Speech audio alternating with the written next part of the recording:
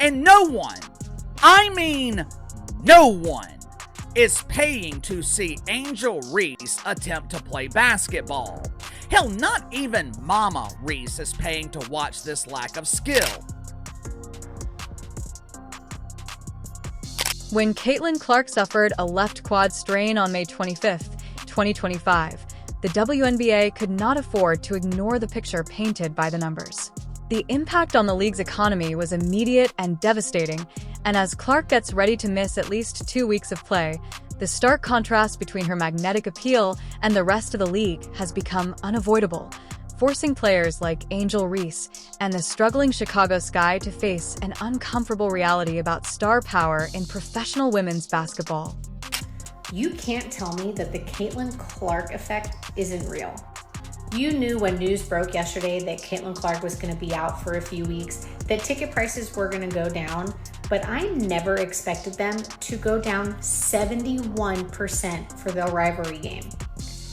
When the WNBA's carefully crafted economic momentum collapsed like a house of cards, ticket prices for the Indiana Fever games fell by an astounding 42% overnight, from an average of $1,370 to just $80. This wasn't a slow decline or a market correction. Rather, it was an instantaneous realization by fans in the marketplace that the product simply wasn't worth the same price without Clark. Indiana Fever ticket prices to games over the next 2 weeks have dropped 42% since Caitlin Clark's injury announcement. An average ticket price of $137, all the way down to $80. People are selling their tickets, definitely can't get face value, so what do? They just continue to lower and lower and lower and lower and lower the price. As word of Clark's absence spread, the Chicago team, which had made a significant investment in moving to a larger venue, saw its ticket prices plummet. The team had moved their upcoming June 7th matchup against the Fever from the 10,387-seat Winrust Arena to the massive 21,000-seat United Center, specifically to accommodate the anticipated Clark crowds. The get-in price for what was supposed to be a marquee showdown dropped from $86 to just $25. The financial implications were swift and severe. Game to the United Center, the home of the Chicago Bulls and the largest arena in the NBA, expecting a marquee matchup between Clark and Sky forward Angel Reese. Now here's where it gets sweet, all right? It gets real interesting right here. However, uncertainty looms as ticket prices for the game have plummeted dramatically following Clark's injury announcement. Oh my goodness. Since it became likely she will miss the June 7th game, ticket prices have dropped a staggering 71%. Oh my goodness. Following from an entry price of $86 to just $25 according to TickPick. This economic collapse brings to light a basic reality that many WNBA players have been unwilling to acknowledge. The league's present success is not shared equally among its stars, while players like Angel Reese have received recognition and praise. The television viewership figures tell an even more compelling story about Clark's unique position in the women's basketball landscape, as Fox Sports analysis shows that games involving Clark and the Indiana Fever averaged 1.178 million viewers during the regular season, nearly tripling the viewership of other WNBA games, which averaged just 394,000 viewers. The financial data also reveals a stark hierarchy of drawing power that puts Clark in a tier entirely her own. This is a radical change in the appeal of sports television, not a small distinction or a slight advantage. As I told you earlier, these WNBA franchises that moved games like the Chicago Sky to the United Arena, you're screwed. You're done. You're cooked. Nobody is going to show up to this thing. Chicago Sky can't sell out their own 9,000-something seat arena like it is. They couldn't when they were kind of decent. They're a dumpster fire now. And now that Caitlin Clark is injured, the ticket prices for the Fever and Sky game just plummeted to Hades. The May 17th, 2025 game between the Fever and Chicago Sky was a perfect example of this phenomenon. It drew 2.7 million viewers, setting a record for the most watched NBA regular season game in 25 years. The broadcast peaked at 3.1 million viewers, proving that Clark's appeal could attract casual sports fans who wouldn't typically watch women's basketball. If you're enjoying it, please subscribe. When we look at the larger pattern, the data becomes even more striking. Of the 24 WNBA broadcasts that drew at least 1 million viewers during the 2024 season, 21 featured Caitlin Clark, meaning that nearly 90% of the league's most successful television events relied on the presence of a single player. The 3 games that drew more than 20,000 fans all featured the Indiana Fever, further solidifying Clark's position as the league's main draw. This single game generated more viewership than some playoff series from previous seasons, highlighting the magnitude of Clark's impact on the league's television product. We know that wherever she goes, she's selling out arenas. The ticket prices skyrocket. Like, even trying to get tickets to Carver Hawkeye Arena when they played the Brazilian national team at her old school was just insane prices. If she's going on the road, wherever she's going, ticket sales jumped by 140%. Average is $312. Like, that's crazy. No team in the WNBA as a whole better represents the harsh reality of star power than the Chicago Sky, who are currently sitting at 0-4 to begin the 2025 season and are in the awkward position of being winless, while their alleged rival continues to make headlines despite the injury report. Angel Reese, who has been Clark's main opponent since their college days, must struggle to stay relevant for a team that has had a hard time defining itself on the court. The Sky's current record is a sharp decline from their expectations, and their inability to win has coincided with a decline in fan and media interest. While the United Center games against Indiana commanded premium pricing due to Clark's anticipated presence, the team's regular games at Winrust Arena are now available for as low as $170 for some matchups. This pricing structure reflects the market's honest assessment of drawing power and entertainment value in the absence of marquee attractions. The disparity is even more noticeable when looking at ticket prices for Sky games throughout their schedule. The WNBA will be reliant on their other stars to maintain the interest of the mainstream. With Angel Reese being the only player with mainstream name recognition, most of the pressure, it is going to be on her to perform. And we have plenty of evidence that proves Angel Reese is not qualified to carry the league. The challenges of the Sky are not limited to victories and defeats. Without the guaranteed attention that comes from playing Clark, the Sky must rely entirely on their on-court product to generate interest, and their 0-4 start has coincided with a larger narrative about the team's direction and identity. Additionally, the early return implies that the product isn't compelling enough to maintain the elevated attention levels the franchise enjoyed during peak rivalry moments. According to a thorough economic analysis, Caitlin Clark was in charge of an incredible 26.5% of all WNBA revenue during her debut season. Estimates for 2025 indicated that Clark might make almost $875 million. These figures are based on quantifiable increases in attendance, retail sales, broadcast income, and overall economic activity in the cities where the Fever play takes place. They are neither theoretical nor speculative. Caitlin Clark could be projected to be $1 billion revenue maker for the WNBA this year.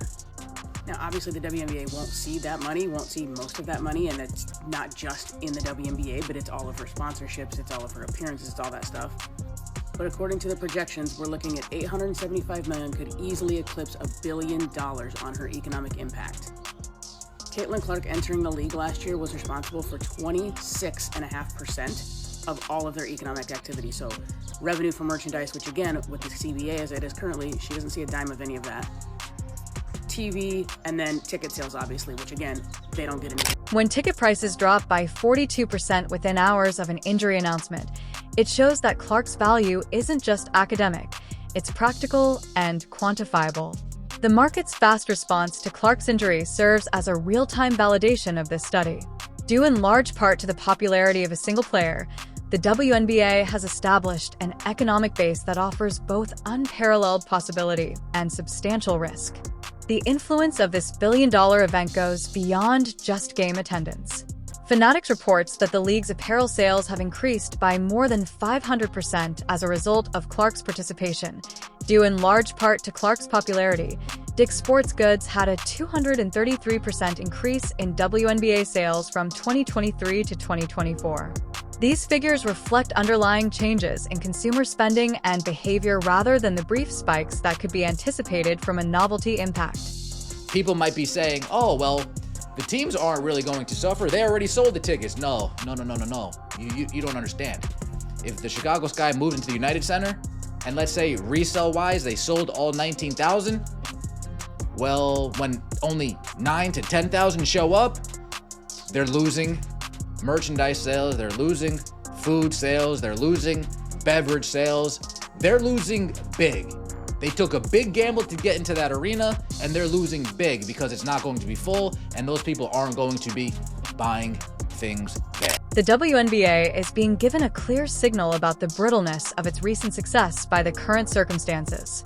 Although the WNBA's growth is real and substantial, it is concentrated rather than widely distributed. This concentration of star power isn't necessarily problematic in and of itself. Many successful sports leagues have featured transcendent players who drive disproportionate interest, but the WNBA's current situation is particularly precarious because Clark is still early in her professional career and has already suffered her first significant injury. Clark's injury has exposed the league's dependence on a single player in ways that should concern executives, team owners, and players alike. The fact that the league is unable to sustain engagement levels without her indicates that efforts to cultivate and promote other stars have not yet reached the level required to maintain the current momentum. The pattern established during Clark's collegiate career should have given league officials additional warning signs when she was eliminated from the 2024 WNBA playoffs, as attendance for subsequent games fell precipitously despite the fact that those games included compelling storylines and other accomplished players. Although acceptable, the 929,000 viewers for the Las Vegas Aces vs. New York Liberty's semifinal matchup was a significant drop from the 1.8 million viewers that witnessed Clark's playoff debut. The ticket prices. This does not shock me at all. What did I say earlier? The WNBA was about to F around and find out, and these rival teams were going to be in a lot of trouble. Well, they're finding out. Kathy Engelbert, WNBA, you better start putting some respect on Fever fans' names, Caitlin Clark's name. Otherwise, this league, we got to remember, they lost $40 million still last year. All right? They're getting a new media rights deal. That thing won't be worth shit if Caitlin Clark was to either get really injured and couldn't play or decided to just say, I'm not going to play here anymore, I'm going overseas. TV networks have centered their programming strategy around Clark's appeal and injury forces. Thus, her absence has an influence on the entire WNBA ecosystem in addition to the Indiana Fever and their direct opponents. Readjusting expectations and marketing initiatives, the situation also emphasizes the significance of player health and injury prevention in a league where individual stars carry such significant economic weight. Merchandise partners who have made significant investments in WNBA products now have to navigate a marketplace where the primary driver of sales is temporarily unavailable for other players in the league. On the one hand, Clark's injury creates space for other stars to capture attention and demonstrate their own drawing power. But on the other hand, the immediate drop in overall interest suggests that the casual fans Clark brought to the sport may not remain engaged without her presence. When a single player's availability affects league-wide revenue and attention levels, the WNBA's medical staff training procedures and game management techniques become even more crucial. The jerseys, the number 22, the various styles, whether it's a t-shirt with 22, whether it's an Iowa jersey, whether it's a Fever jersey, a throwback, whatever. The amount of people in yellow 22 apparel is stunning. It is more than Peyton Manning ever had leading the Colts to a Super Bowl. It's more than Reggie, more than anybody I've ever seen. I've never seen anything like it. Now she's not going to play, so I'm curious, are we going to have sellout crowds? Are the Pacers going to draw the attention nationally when they play the Sky or the Liberty or the Sun or whoever? As Clark prepares to return, the WNBA must consider a number of important issues regarding its future growth.